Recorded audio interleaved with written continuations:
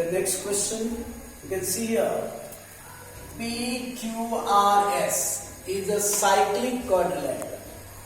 PQRS is cyclic quadrilateral. Here you can see angle P is given 110 degree, and with the given information, what you have to find out? You have to find out value of x and y. X and y ची value find out करायची. 2 marks चा question आहे. Quadrilateral PQRS is cyclic quadrilateral. Cyclic quadrilateral आहे. Cyclic quadrilateral definition माहिती आपल्याला? All 4 sides of a quadrilateral are on the same circle. All 4 vertices of quadrilateral are on the same circle. P, Q, R, S. बघा एकाच circle वर आहे तुम्ही, म्हणून याला काय म्हणतात? सायक्लिक क्वाड्रिलॅटरल असं. इथेपर्यंत काय प्रॉब्लेम नसतो. पुढे बघा, आपल्याला प्रॉपर्टी माहिती आहे. Opposite angles of cyclic quadrilateral are supplementary. Opposite angles of cyclic quadrilateral are supplementary. म्हणजे सम्मुख कोन ज्याचं समोरासमोर त्यांची ऍडिशन 180 डिग्री असते. मग बघा इथे हा अँगल P आहे की P, त्याच्या समोर अँगल हा आहे. हे तर पूर्ण नाव लिहितो बघा, QRS. कारण R म्हटलं की इकडे पण येतो इकडे पण येतो, म्हणून पूर्ण नाव लिहितो. QRS is equal to 180. P च्या अपोजिट म्हणजे समोर हा अँगल आहे बघा, या दोघांची addition 180 because opposite angles of cyclic quadrilateral are supplementary. हा 110 QRS bound x दिलाय is equal to 180. We are going to find out value of x. Take this 110 which is positive to other side, it will become negative. इकडे plus आहे, तिकडे गेले की minus होईल. x ची value येणार 70. आता नेक्स्ट तुम्हाला y ची व्हॅल्यू तुम्ही अशी पण काढू शकता. x plus y is equal to x plus y is equal to 180 degree. Angles in linear pair. आणि मग आपल्याला बघा x व्हॅल्यू माहिती झाली 70 plus y is equal to 180 degree. Y is equal to 180 minus 70, therefore y is equal to 110. याला support फक्त angles in linear pair असं पण लिहिता येईल. एकाच लाईन मध्ये अँगल आहे बघा, म्हणजे याला लिनियर पेअर्स म्हणतात. ऍडिशन 180 आणि y ची व्हॅल्यू काढतात. अजून एक गोष्ट बाळा इथे दाखवते बघा, आपल्याला बाळा हा थिअरम माहिती पाहिजे. थिअरम काय सांगतोय का? व्यवस्थित आहे का? सायक्लिक क्वाड्रिलॅटरल बघा एक लक्षात आहे, याचा जो हा अँगल आहे, हा अँगल आणि त्याच्या अपोजिट अँगलचा एक्सटेरियर अँगल हे दोन सेम असतात. म्हणजे या डायग्राम प्रमाणे बघा, हा अँगल दिसतो तुम्हाला, याचा अपोजिट अँगल हा आहे की नाही, त्याचा एक्सटेरियर अँगल, हे दोन अँगल कॉम्प्लिमेंट असतात. कोण कोण सांगतं परत एकदा, हा P अँगल, त्याचा अपोजिट अँगल आहे की नाही, त्याचा एक्सटेरियर अँगल म्हणजे बाहेर असणारा अँगल, हे दोन अँगल सेम असतात. म्हणून अँगल P कॉंग्रुएंट अँगल, याचं नाव काय आहे बघा, SRT. याला सपोर्ट असं असतं बघा, corollary of cyclic quadrilateral theorem. काय नाव बघा, corollary of cyclic quadrilateral theorem. तुम्ही असं लिहिलं तरी चालू शकतं. याला मात्र अँगल्स इन लिनियर पेअर लिहायचं. हे लिहिलं तर बाबा इथे थिअरम आहे, टेक्स्टबुक मध्ये बाबा थिअरम आहे. म्हणजे हा थिअरम काही ठिकाणी यूज केलेला आहे, त्यामुळे आपल्याला माहिती पाहिजे म्हणून अशा प्रकारे बघा. हा अँगल मी मुद्दाम मार्किंग करून दाखवतो. हा अँगल याच्या अपोजिट अँगल आहे ना, त्याचा एक्सटेरियर अँगल बाहेरचा अँगल, हे दोन अँगल सेम असतात. तुम्हाला सांगा P अँगल आणि SRT सेम आहे. P अँगल तो ऑलरेडी 110 डिग्री दिलाय ना, म्हणून SRT 110 देणार, आणि SRT म्हणजेच कोण आहे, y, म्हणून y येणार 110. ओके, नेक्स्ट क्वेश्चन जर व्यवस्थित लर्न करा, कारण समजून घ्यायचा क्वेश्चन आहे. काय क्वेश्चन होता, find the ratio in which the line segment joining points A and B, त्याची कोऑर्डिनेट दिले, is divided by the y axis. y axis ने काय व्हायला पाहिजे, डिवाइड व्हायला पाहिजे. व्यवस्थित लक्ष दिला तरच समजणार ना तुम्हाला. एक सेगमेंट आहे ए बी. हे बघा ए तुम्हाला इथे दिसतोय, बी दिसतोय. ए चे कोऑर्डिनेट बनवले 3 8, बी चे कोऑर्डिनेट दिले -9 आणि 3. ए आणि बी हे दोन पॉइंट आहेत. त्याने तुम्हाला काय सांगितलंय बघा, शांत डोकं नाही का, याला डिवाइड करतो बानो वाय ऍक्सिस. तुम्हाला एवढं तरी माहिती आहे, वाय ऍक्सिस म्हणजे असा व्हर्टिकल असणार, स्ट्रेट असा असणार. हा याला डिवाइड करतो. डायग्राम दिलेली नाही, या आपल्याला ड्रॉ करावी लागणार आहे. आपल्या क्वेश्चन काय सांगितले बघा, ह्या ए आणि बी ला जॉईन करणारी जी लाईन आहे ए बी, त्याला वाय ऍक्सिस आहे ना, हा वाय ऍक्सिस, हा वाय ऍक्सिस काय करतोय, डिवाइड करतो आहे.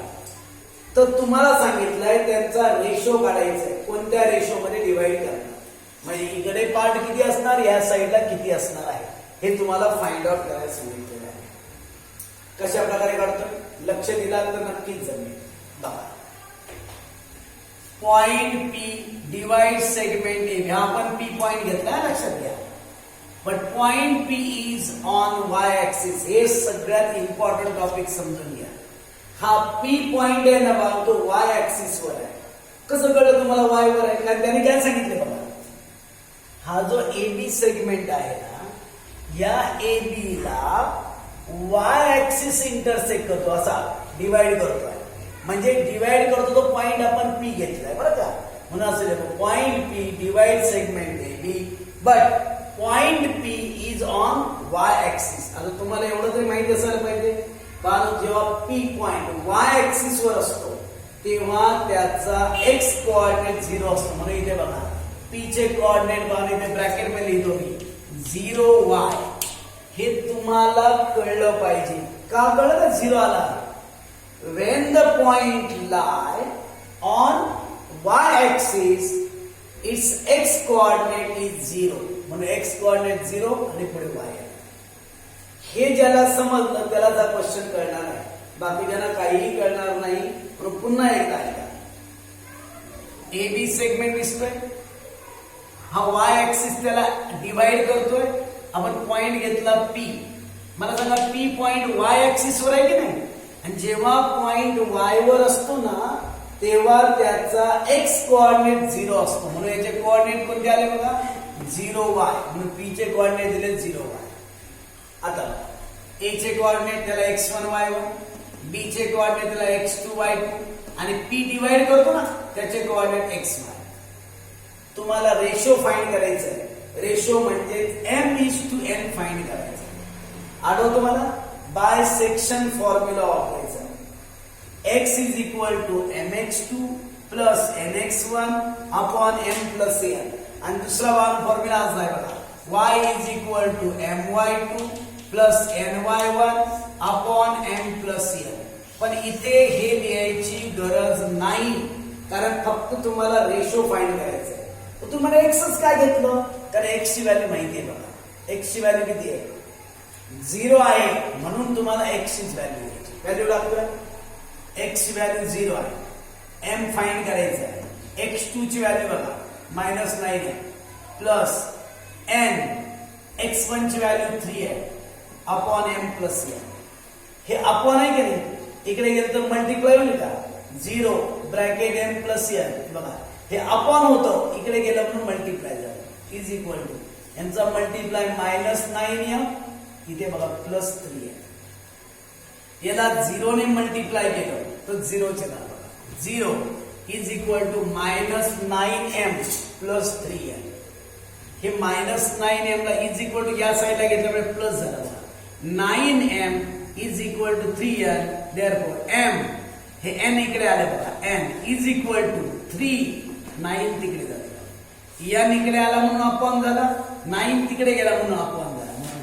m upon n is equal to 3 upon 9, 3 1 जा 3, 3 3 जा 9.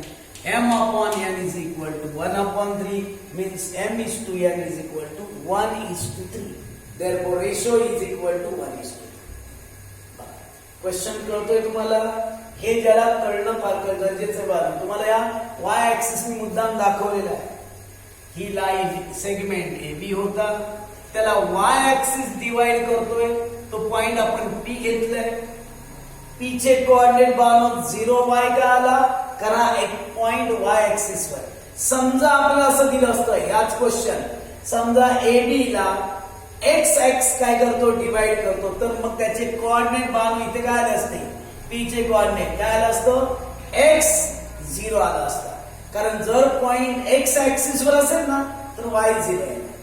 इथे पॉइंट y वर आहे म्हणून इथे काय आलं x 0 आलेलं. एवढं कळलं की समजा हा सेक्शन फॉर्म्युला वापरलेला आहे आणि त्या व्हॅल्यू टाकलेल्या आहे. ओके. Next question construction. काय सांगितलं होतं बघा, एक सर्कल ड्रॉ करायला सांगितलंय. Radius 3 centimetre. बघा हा सेंटरचा पॉइंट, सर्कलचा पॉइंट घेतला सेंटर O. कंपास मध्ये 3 सेंटीमीटर डिस्टन्स घ्या. इथून अशा प्रकारे एक सर्कल काढला. O पासून बाण एक एरो काढला. O पासून हे जे P डिस्टन्स आहे ना OP, हे डिस्टन्स बाण 5.7 सेंटीमीटर घ्यायचं. इथे होतं मी जनरल फक्त तुम्हाला पुन्हा एकदा दाखवतो बघा. हे आपण सर्कल काढलं. सर्कलची रेडियस बाण इथे दाखवतो बघा 3 सेंटीमीटर. इथून एक एरो करायचा. पण हा जो सेंटर आहे O आहे, इथून हे जे डिस्टन्स आहे ना P डिस्टन्स, इथून एवढं डिस्टन्स, हे किती पॉइंट किती पाहिजे, 5.7 सेंटीमीटर पाहिजे. कंपास मध्ये 5.7 किंवा स्केल मध्ये 5.7 डिस्टन्स इथे मार्किंग करायचं. इथून तुम्हाला टँजेंट ड्रॉ करायचे. टँजेंट बघा एक अशी येणार, एक इकडे येणार. आठवतो तुम्हाला काय करावं लागतं, यासाठी पहिल्यांदा याचा परपेंडिक्युलर बायसेक्टर ड्रॉ करावा लागतो. परपेंडिक्युलर बायसेक्टर म्हणजे याचे 2 इक्वल पार्ट करायचे. मोर दॅन हाफ डिस्टन्स घ्यायचं. वर एक आर्क काढायचा, खाली एक आर्क काढायचा, इथून इथे एक आर्क काढायचा, इथे एक आर्क काढायचा. ही बाजू लाईन येईल अशा प्रकारे. ही लाईन आतून येऊ शकते, बाहेरून येऊ शकते किंवा टच होऊन पण. ही टँजेंट नाही हा.